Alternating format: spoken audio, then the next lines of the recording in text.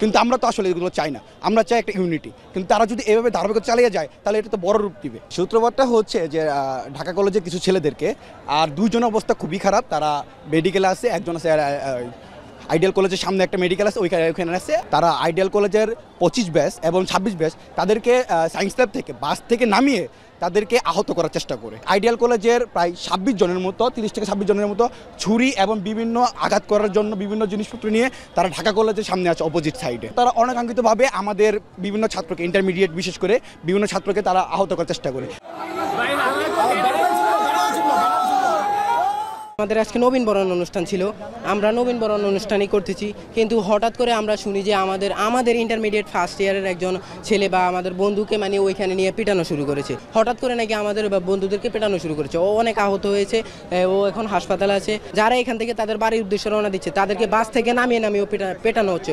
Dhaka college চাই সব ঝামেলা মেটানোর জন্য। আমি নিজে প্রায় 8 থেকে 10 জনকে আমি অ্যাডমিট করে দিয়ে আসছি। ওরা ইমার্জেন্সিতে আছে পপুলারে, ওরা অতিরিক্ত গুরুতর আহত, ওদের মাথার ভিতরে অনেক ক্ষত হয়ে গেছে এবং অলরেডি এখনও লেগুনাতে করে, সিএনজিতে করে, রিক্সাতে করে আমাদের অনেক ছাত্রদেরকে পপুলার ইমার্জেন্সিতে ভর্তি করা হয়েছে। অলরেডি আমাদের কিছু কিছু ছোটো ভাইদেরকে আটকে রাখছে এবং তাদের অনেক ব্লিডিং হয়েছে। তাদের যেভাবে হোক আমাদের ঢাকা কলেজের অস্তিত্বকে বিলীন করতে, কিন্তু কেউ আজ পর্যন্ত ঢাকা কলেজের অস্তিত্বকে বিলীন করতে পারে নাই।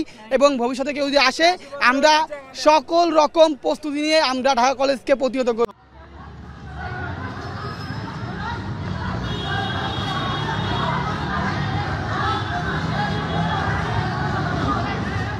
ওরা যা লোক গোছে আবার আসার পর সেনাবাহিনীর লোক ছিল, তাদের সামনে আমাদের গেট ভাঙছে কলেজে। সেনাবাহিনীর লোক একটা কেউ কিছু বললো না।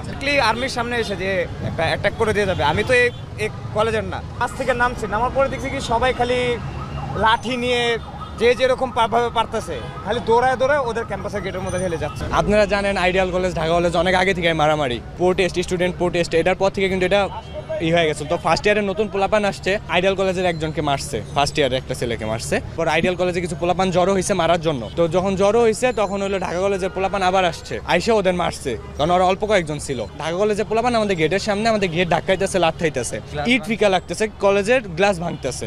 দেন ওখানে আমার কিছু ফ্রেন্ডরা যারা আগে দৌড়াই গেছে, ওদের কয়েকজনের মাথায় ইট লাগছে, 2-3 জনের মাথা ফাটছে। ওদের প্রাথমিক যে চিকিৎসা ওদের ঢাকা মেডিকেলে না, ল্যাবে তারা চিকিৎসা করবে না। এটা হলো ওই যে সেকেন্ড ইয়ারে একজন ফার্স্ট ইয়ারে মারছে, ঢাকা কলেজের একজন আমাদের ফার্স্ট ইয়ার একজনে মারছে, এরপর থেকেই শুরু হয়েছে একটা থাবুর মারা। তারা যা করছে তারা আমাদের কম কিছু করে না, আমাদের 3-4টা ফ্রেন্ডের মাথা ফাটাই দিয়েছে, রক্ত পড়তেছে।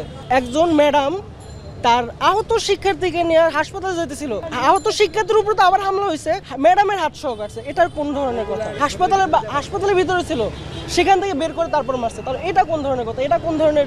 এই যে এতদিন কিছুদিন আগে যে এত বড় ঝামেলা হলো, তারপরে তো আমরা সকল এক ছিলাম। এটা হলো যে কিছু থার্ড পার্টিও হতে পারে বা তাদের পার্সোনাল ঝামেলা, যেটা এখন এত বড় আকারে ধারণ করছে।